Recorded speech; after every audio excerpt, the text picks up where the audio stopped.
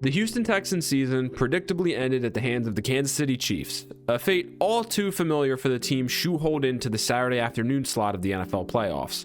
But as of last year, there was finally hope in the city, a bright future, and a new regime hoping to finally break through into relevance, only to take what seemed to be a misstep this past year.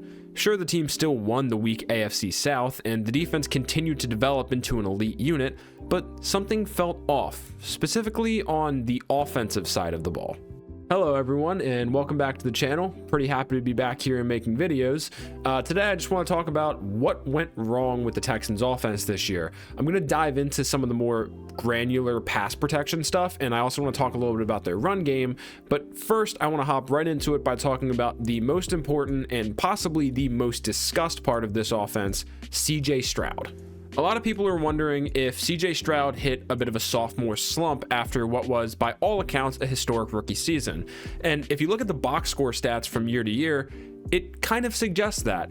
Almost all of them are worse going into year two. And the advanced stats are not much better given the drop in EPA per play and success rate. But how much of this was actually his fault? If you ask me, not much. And let's just start by talking about his accuracy. And yes, there were some wide misses on his tape this year that were kind of uncharacteristic of him, especially in that Jets game when he was under siege the entire time. However, if you look at Stroud's season in totality, he was actually more accurate this past year than he was as a rookie. There were a similar number of those wide misses, maybe even a little bit more this past year, but he was much more precise and his ball placement was just overall better this year in both my opinion and based on PFF charting. If you ask me, it was an area of growth for him this past season. But what about the interceptions? Stroud threw 6 more interceptions in 2024 than he did in 2023, but what if I told you that was just bad luck? In 2023, Stroud posted a 2.9% turnover-worthy play rate as a rookie, which is a pretty good mark. In 2024, that number got even better. It got to as low as 2.4% this past season. Give or take, quarterbacks tend to have about 1.5 times the turnover-worthy plays as they do interceptions. And in his rookie season, Stroud got luckier than that mark. But this past season, he got less lucky than that mark. It's really that simple. But I do want to show you an example of a play from his rookie season and a play from his second season that are very similar with different outcomes. First up, his play from his rookie season. Stroud wants to throw an in-breaker against what appears to be a vacated middle of the field, but it's not. Devin Lloyd is dropping from the other side of the ball into that hook to curl area, but Stroud's already predetermined where he's going with this football. He never sees Lloyd, and frankly, he should have been picked off here, but he wasn't. So let's fast forward to 2024. Same idea. Stroud wants to throw an in-breaker against what looks to be an open middle of the field, but Terrell Bernard is dropping from underneath this crossing route into that hook to curl area, and Stroud never sees him, and he gets picked off. So it's the same mistake in both years, but he only got punished for it in 2024. He just got less lucky this past season. So at the end of the day, the truth about CJ Stroud turning the ball over is somewhere in between what he was as a rookie and what he was as a second-year player. But the point is, I don't really expect turnovers to be a big issue for him throughout his career. Now, something about Stroud that did concern me coming out of college and still does to this day is his pocket management. And this did show up as a rookie, but the passing game was so good that no one really cared. But as you can guess, that was not the case this year. The slight warts that he has in pocket management became so much more apparent because he was under a lot more pressure, and not necessarily pressure that he caused. Allow me to explain. One of my favorite stats for a quarterback pocket presence is pressure to sack rate. What's the rate at which you are turning pressures from the defensive line into sacks? And Stroud's remained about the same from 2023 to 2024. He finished with the 6th highest mark in the league both years, which is not great. But he was responsible for less of his pressures this season than his rookie season. So I think the reality of the situation is that Stroud's pocket presence has always been a place where he needs to grow. It just so happens that the situation around him deteriorated so much that it made the issue much more pronounced. And the main place that situation broke down is up front. You could visibly see, not just on tape, but even on the broadcast, Stroud losing trust in whatever was going on up front as the season progressed. His propensity to scramble and scramble fast increased dramatically the more the games went on.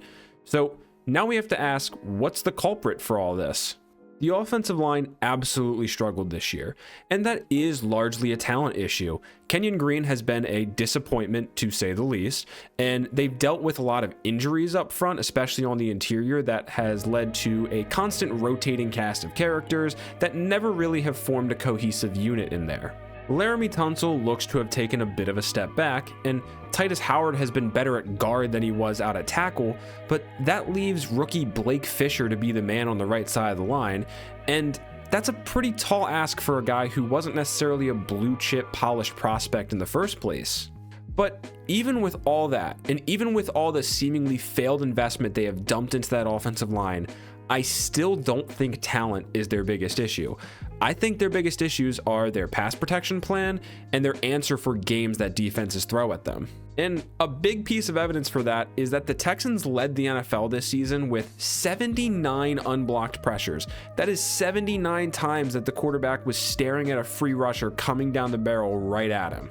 So I went ahead and charted all of them. I came away with 69 plays that contained unblocked pressures. Some of them contained multiple, and that's how you get to 79. And I did this so I could discover what the causes were for these unblocked pressures. And here's what I came away with. 13 of the 69 plays had unblocked pressures caused by late blitzes or sim pressures. 17 of them were caused by stunts, and 19 of them were directly caused by the width of the formation. I had 22 plays that I categorized as other, which mostly consist of bootlegs, but it also counted plays where they allowed a pressure and Stroud accounted for it with a hot answer, which only happened 5 times all year. That fact is infuriating in and of itself, but I want to focus on something else. It's easy to handwave the pressures given up on stunts as a talent issue, and it kind of is, but even more than that, it's a communication issue, which to me comes back to coaching. Something else that comes back to coaching even more so is the fact that 19 of these pressures were directly caused by the width of the formation. Now let's dive into that a little bit deeper. Bobby Slowik, the Texans offensive coordinator, comes from the Shanahan world. And that tree loves condensed formations. It gives them much more space for savvy receivers to manipulate, and more importantly, it allows them to be multiple in the run and pass game. It throws more bodies into the mix on run blocking schemes, and it helps generate explosives off play actions from these looks. However, it leaves offenses vulnerable in at least one major way. The condensed formations give quicker access and easier disguises to players who are blitzing off the edge. Now, logically, this makes sense, since a defensive back lined up directly across from a reduced receiver or a tight end is not necessarily a telltale sign of a blitz in the way that it would be if they were aligned this way against an open side of the formation, for example. And so they can do this while still rushing from a position that is very close to the ball and therefore closer to the quarterback. Good offenses account for this, with built-in hot answers for the quarterback to unload the ball the moment they see a free rusher in their face. The Texans, as I mentioned previously, don't do this. Week in and week out, these tight formations were getting blitzed, and the Texans had no answers.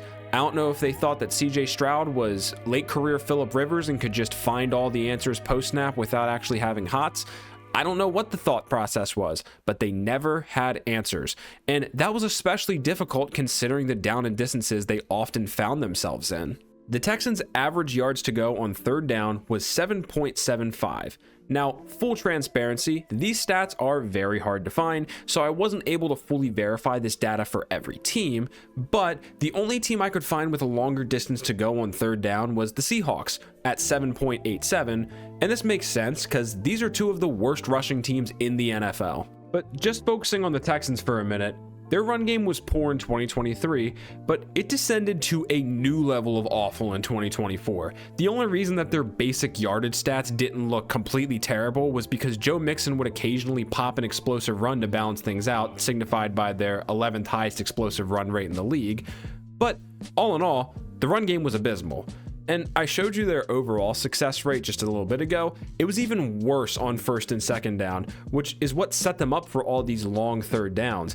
And these long third downs are where teams can get super weird about their fronts and bring unorthodox rush pass. Look at this play here against the Dolphins.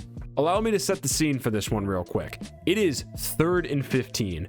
The Dolphins have no concern about the run game whatsoever because it's 3rd and 15, so they don't have to worry about filling the gaps on the one side of the line. They can put practically their entire defensive line on this one side and make things pretty much impossible on the Texans' pass blocking scheme here. And of course, it leads to a pressure and an incomplete pass. The frequency of these plays is why the Texans have given up the most pressures and the second most sacks on 3rd down this year. It's all connected. The pass protection plans are poor, the offensive line has played poorly, and the run game being a disaster on 1st and 2nd down make those issues so much more problematic. And finally, to round things up, their season ended exactly how you'd expect. They faced a Spags defense that loves to throw a bunch of funky, strange looks at offenses, and predictably, the Texans failed to pick them up. They gave up 8 unblocked pressures in this one game. They died the same way they died the entire season. It just so happened to be the worst of all the performances they put up throughout the year. So where do the Texans go from here? Well, if you've noticed, I'm recording this at a different time than the rest of the video, and that's because while I was putting all this together, the Texans fired their offensive coordinator. Bobby Slowik and their offensive line coach Chris Strausser are out. And this whole section was basically going to be me saying that this needed to happen. So that kind of makes this easy on me, and it makes this point just more of a discussion than a structured part of the video. I'll just go through the Texans offense real quick. I think they have a franchise quarterback. I think CJ Stroud is that guy, and I don't think this past season changes that. He's not without warts, but a lot of things, as I explained, weren't really on him. The receiving core will need talent because Tank Dell's injuries are worrisome, and they're probably going to lose Stefon Diggs because that was the plan in the first place. But Nico Collins ascending to a borderline top 5 receiver is huge for that group. Without him, I don't know where they would be. The offensive line needs talent, but they've already dumped so many resources into that group that there's really only so much more they can do. You got to hit on some draft picks. Hope Blake Fisher turns into something at right tackle. The main thing that they really need, though, is for the new offensive staff to come in and make wholesale changes to the pass protection scheme, overhaul the run game, and hope that coaching adjustments will get them to a point of competence, because you need competence up front in today's NFL, and coaching and pass protection schemes are a big part of that. And do I think they can do it? I don't know. Depends on who they hire, depends on what they add, and it just depends on if certain guys hit.